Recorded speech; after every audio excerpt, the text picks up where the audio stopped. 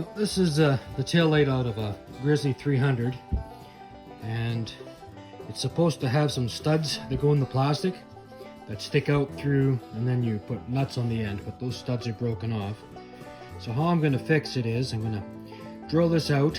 I'm going to use some bolts that I cut the heads off of, and I'm going to put them in the holes, and I'm going to JB weld them into place, and I'm going to create new studs in that manner. And should be pretty easy.